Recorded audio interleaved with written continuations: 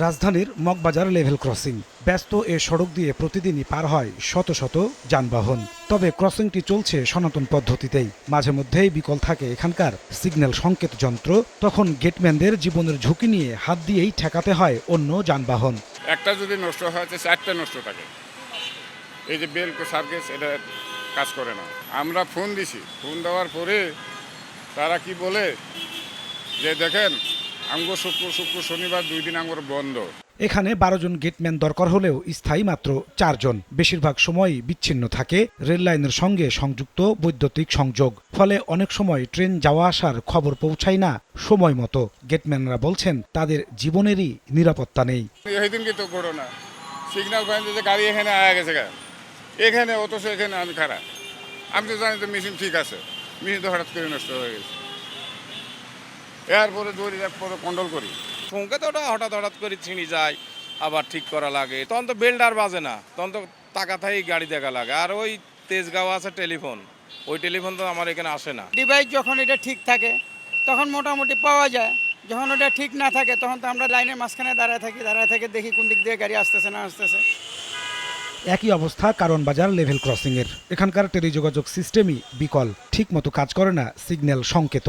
ফলে ট্রেন আসা যাওয়ার খবরও ঠিকমতো পান না এখানকার গেটম্যানরা। কেবিনের কারণে টেলিফোনও নষ্ট, অটো সিগন্যালও নষ্ট থাকে। মেকানিকেরা আইলে কিছুক্ষণ ঠিকঠাক করে দেয়, ঘন্টা 4-এর মতন আবার ঠিক থাকে, আবার ফেল থাকে।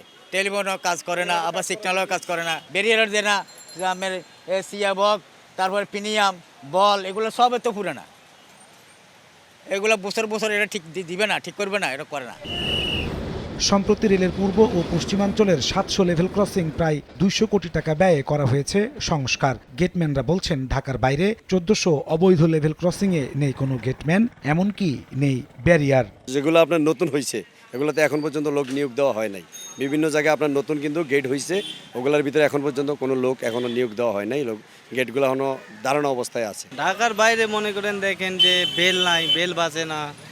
গাড়ি ছাড়লে স্টেশন মাস্টার ফোন দিয়ে জানায় দেয় যে গাড়িটা ছাড়ছে, আমাদের গেটটা ফেলাই দেন। তখন কি করার লাগে, তখন গেটম্যানদেরকে গেটটা ফেলাই দেওয়া লাগে। সবাই দায়মুক্ত হয়ে যাচ্ছে। যোগাযোগ বিশেষজ্ঞরা বলছেন সনাতন সিগন্যাল পদ্ধতির উন্নয়নে খরচ কেবলমাত্র অর্থের অপচয়। নিতে হবে আধুনিক সিগন্যালিং প্রকল্প। এই ধরনের পুনর্বাসন প্রকল্প নিতেই পারি, সেখানে জনগণের অর্থের একটা নির্ধারণ অপচয় হবে। এই আধুনিক যুগে যেখানে রেলের স্বর্ণযুগ চলছে, আমরা কিন্তু বারবারই বলছি এখানে স্বয়ংক্রিয় লেভেল গেট দিতে হবে। তবে রেলওয়ে বলছে বিপুল সংখ্যক ক্রসিংকে ডিজিটাল করার সক্ষমতা নেই তাদের। এটা রেলের পক্ষে আমি মনে করি বর্তমানে অবশ্যই সম্ভব না, কারণ তখন এত পরিমাণ অর্থ ব্যয় হবে, তখন খাজনার চেয়ে বাজনা হয়ে যাবে বেশি।